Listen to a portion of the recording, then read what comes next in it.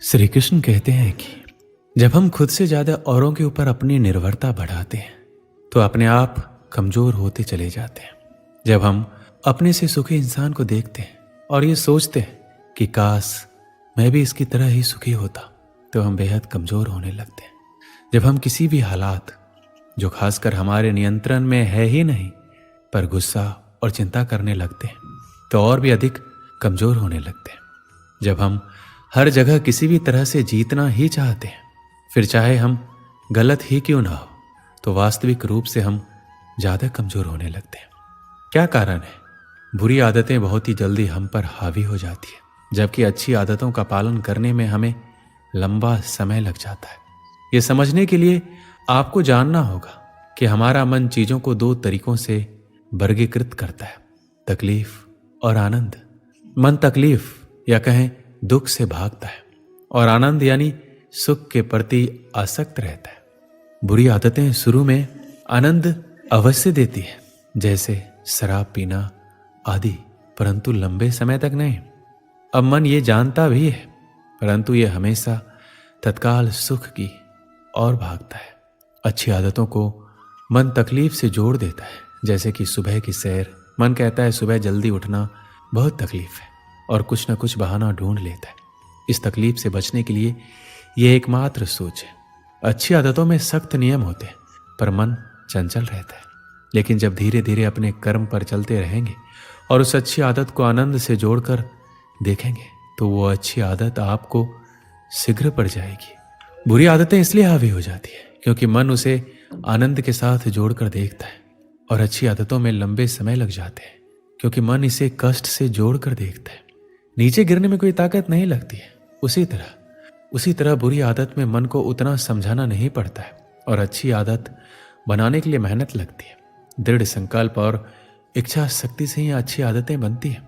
अच्छी आदत लगती नहीं, बनानी पड़ती है, और बुरी आदत बनानी नहीं पड़ती, लग जाती है। कोई भी नशा करने वाला व्यक्ति खुद से नशा नहीं करता है, वह सगे संबंधी की बातों में आकर ही वह नशा करना सीखता है। नशा करने वाले साथी इसलिए ही बनाते हैं क्योंकि वो जानते हैं कि वो जो कर रहे हैं गलत कर रहे हैं, लेकिन जब साथियों के साथ करते हैं तो उन्हें गलत करने जैसी बात महसूस नहीं होती है। इसलिए यह आप पर निर्भर करती है कि आप अच्छे संगत में रहना चाहते हैं या नहीं, क्योंकि गिरने में या लुढ़कने में ताकत नहीं लगानी पड़ती है, पर ऊपर उठने में या चढ़ने में ताकत लगती है। आपकी आदतें आपका व्यवहार बनाती है और आपका व्यवहार आपका चरित्र। इसलिए जैसी आदतें होंगी वैसे ही आप होते जाएंगे। इंसान अपने आदतों का गुलाम होता है। व्यक्ति का आदत ही उसे अच्छा या खराब बनाता है। इसलिए अगर बुरी आदतें वक्त पर ना बदली जाए तो वो आदतें आपका वक्त बदल देती है। पर जो व्यक्ति अपनी बुरी आदतें बदल लेता है वो अवश्य अपने कल को भी बदल लेगा, और जिसने अपनी आदतें नहीं बदली तो उसके साथ कल भी वही होगा जो आज तक होता आया है। किसी भी चीज का तब तक कोई मतलब नहीं होता जब तक आप उसे कोई अर्थ नहीं देते। इसलिए मैं ये नहीं कहता कि कोई चीज गलत है या बुरी है, वह लोगों का नजरिया होता है उस काम के प्रति जिसे लोग गलत समझते हैं। ठीक उसी प्रकार आपको जो आदतें बुरी लगती हैं और वह आपके विकास को बाधित कर रही है, आप उस आदत को छोड़ सकते हैं। मनुष्य की आदतें ही उसका अच्छा और बुरा बनाती है। किसी भी व्यक्ति की पहचान उसकी आदतों के कारण ही जानी जाती है। व्यक्ति किसी बात को छुपाने के लिए ना जाने कितने झूठ बोलता है। व्यक्ति की झूठ बोलने की आदत इंसान को संकट के घेरे में डाल देती है, और आलस्य भी मनुष्य का एक बहुत ही बड़ा शत्रु है। मनुष्य की बुरी आदत मनुष्य को ऊपर उठने नहीं देती है, जिसके कारण किसी भी इंसान को इसका नुकसान उठाना पड़ता है।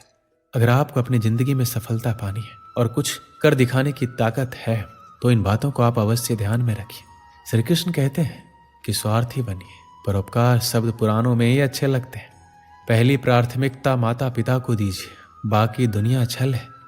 रिश्तेदारी में तीसरे व्यक्ति से अपनी समस्या का सुझाव लेना बंद कीजिए। आपके दुखी होने से किसी को घंटा फर्क नहीं पड़ता।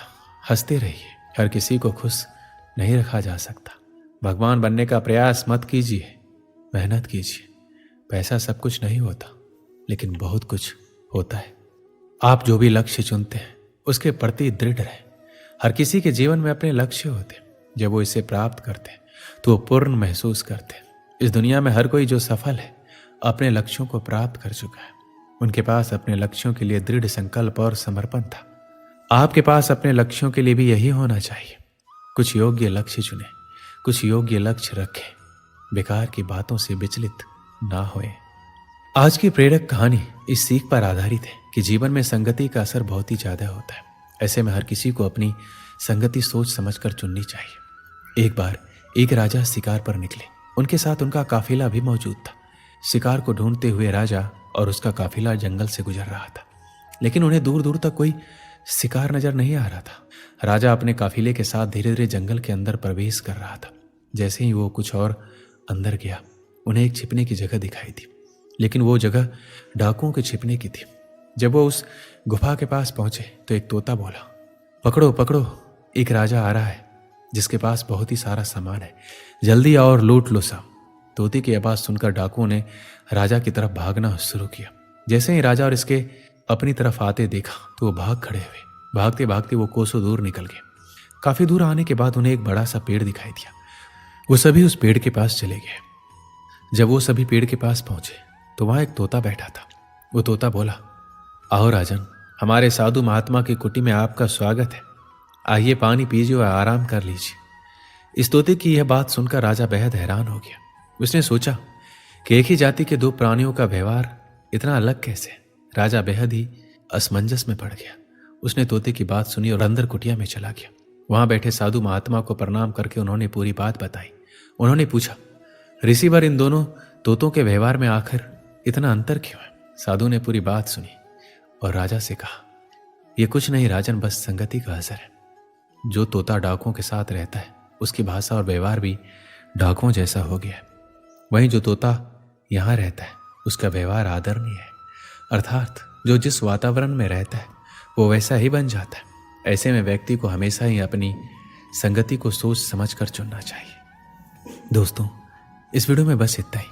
मिलते हैं अगली वीडियो में। अपना ख्याल रखिएगा। जय श्री कृष्ण।